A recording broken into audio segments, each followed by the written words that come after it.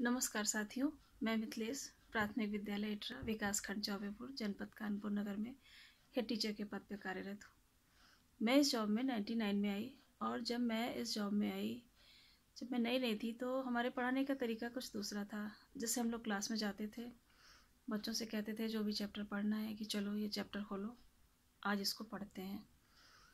बच्चों को पूरा चैप्टर पढ़ाया, उसके बाद बीच बीच में उनसे क्वेश्चन पूछे और उनसे एक्सरसाइज कराई और बस हो जाता था। बच्चों को याद करने के लिए क्वेश्चन आंसर दे दिए।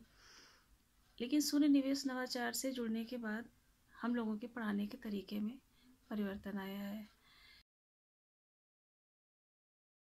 क्योंकि पहले जो पढ़ाने का तरीका था उससे क्या होता था, जो सीखने वाले बच्चे होते थे, वास्तव में जो कैच करने वाले बच्चे होते थे वही सीखते थे।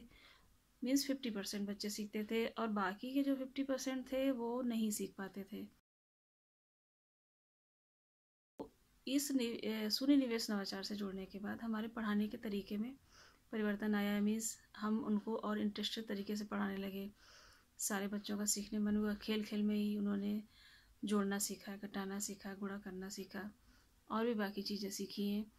जैसे पहले क्या होता था कि कुछ बच्चे ऐसे होते थे कि उन्हें आप कितना भी कुछ भी कर लीजिए, उन्हें सीखना ही नहीं है, उन्हें किताब की तरफ देखना ही नहीं है। शून्य निवेश नवाचार के द्वारा ये हुआ कि नहीं, बच्चों का पढ़ने में इंटरेस्ट आया और जब उनका अंदर से उनको पढ़ने की इच्छा हुई तो उन्होंने सीखा भी और हमको भी सिखाने में मज़ा आया। जैसे अब क्लास में बच्चों को दे दिया कि भाई अ की मात्रा है, अ की मात्रा वाले जितने भी चैप्टर में हैं शब्द हैं आप उसमें गोले लगाइए। तो अब इसी तरह बच्चे ने अ की मात्रा, जो नहीं भी देख रहा है, जिस बच्चे को नहीं वो है कि नहीं अ की हमें देखना ही नहीं कि अ होता क्या है, तो उसे भी पेंसिल लेके नहीं सर्कल करना है कि हाँ सबसे ज़्यादा हम करके दिखाएंगे। इस तरीके से बच्चे मीनिंग नहीं याद करते थे क्लास में। जैसे आज मीनिंग दे दी तो कल बच्चे गायब, आधे तो गायब। फिर हम लोगों ने क्या किया, नई शून्य नवाचार के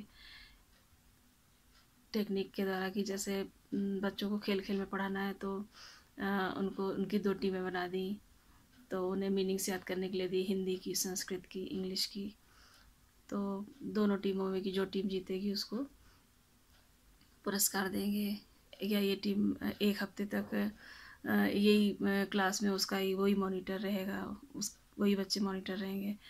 तो इस तरह से बच्चों में बड़ा इंटरेस्ट आया और उन्होंने काफ़ी कुछ मीन्स अपने मन से याद करने लगे कि नए नए शब्द, मैम आज आज अंताक्षरी कराइए, आज मेरी टीम जीतेगी।